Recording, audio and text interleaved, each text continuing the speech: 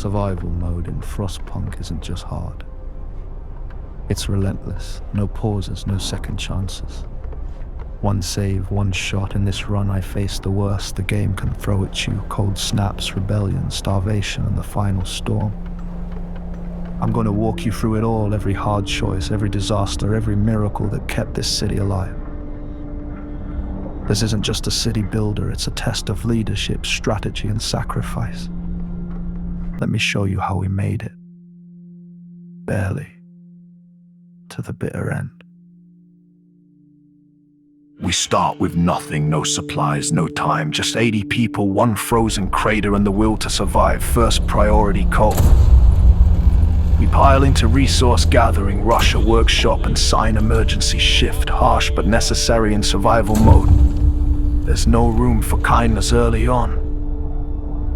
I stagger engineers to avoid early deaths from overwork. Medical tents go up fast and laws like emergency and extended shifts follow.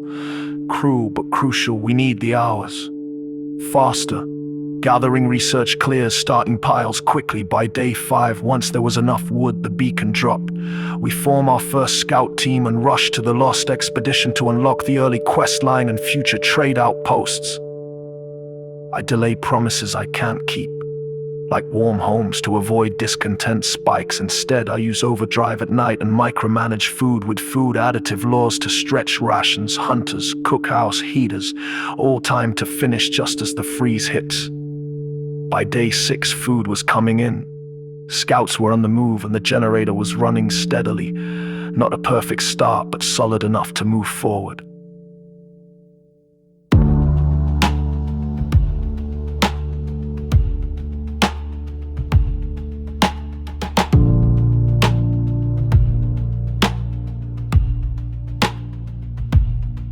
By day 7, we'd stabilized, but just barely. The sawmill was automated and workers were reassigned to a new coal thumper. A pair of gathering posts made sure no coal was left behind. On day 10, I staffed a steel mill with children. It kept production going until tragedy struck. A child was killed.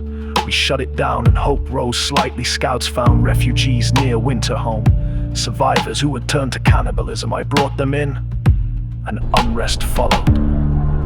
By day 12, the Londoners appeared. Hope was low, graffiti spread across the city. One cleric was beaten while trying to clean it up. On day 14, we realized we needed more than prayer. The faith keepers weren't signed yet, but their time had come. We weren't in control,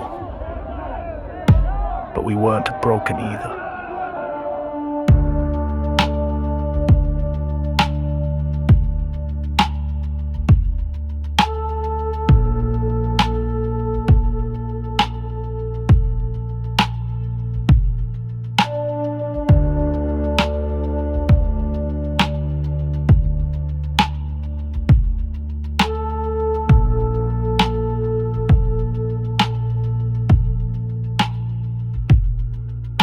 Day 15, we formed new scout teams and activated the Faith Keepers. Their presence calmed the city and hope rose with nightly processions. Scouts discovered a fishing village in Tesla City.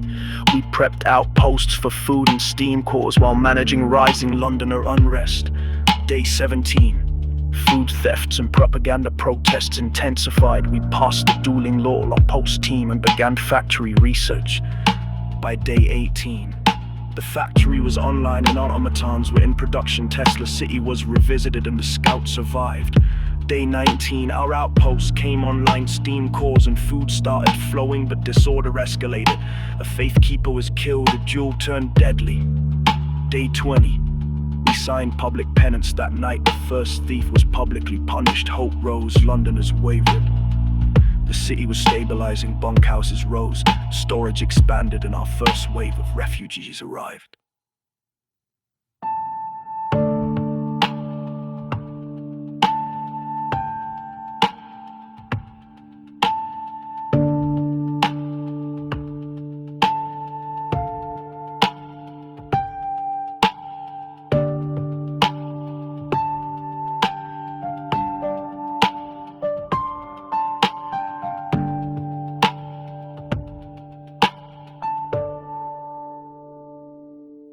Day 21 brought a deep freeze and a flood of new survivors. The generator surged to level 2 and steam hubs lit up across the city.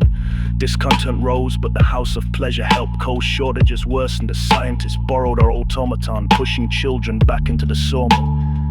We signed the care house law as amputation spiked by day 23.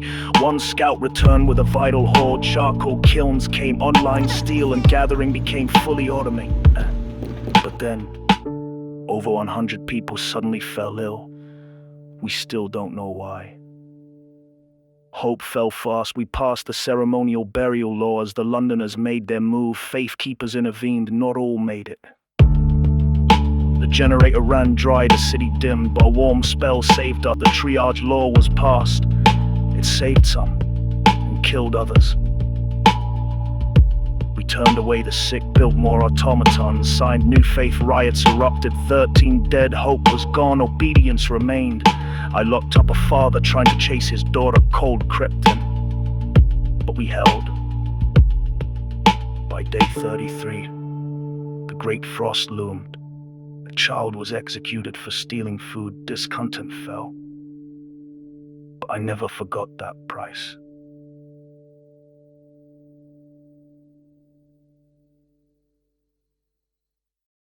Day 34. The great frost was on the move. Temperatures plummeted to 94 below zero. We expanded storage, banished doomsayers, and pushed our last scout toward a critical waypoint. But he never returned. By day 35, tech salvaged from earlier missions let us upgrade coal mines and finally overflow our reserves. We doubled down on insulation and ran workshops non-stop. Day 36, discontent flared. We pushed the generator to steam level 4 as mobs gathered. Faith keepers held the line. We kept cooking every last scrap. On day 37, a father mourning his daughter took his own life. We finished upgrading homes and boosted generator efficiency. By day 38, the great frost arrived, 130 below zero. The hunter hut shut down. We powered off non-essentials and prepped for collapse warnings. Day 39, temperatures hit 148 below zero. Coal mines began to fail. Overdrive was engaged. Volunteers made dangerous repairs. Many didn't return. Day 40, 166 below zero. Coal mine repair succeeded, but 45 people died in the attempt. Day 42, panic set in at 184 below zero. Workers refused to leave homes. We let them stay. Everything was automated now. The last of our faith laws were invoked. The people obeyed, and the daughter we thought was lost returned. Too late. Day 43, the coldest day. 238 below zero. The generator failed. A steam core saved it.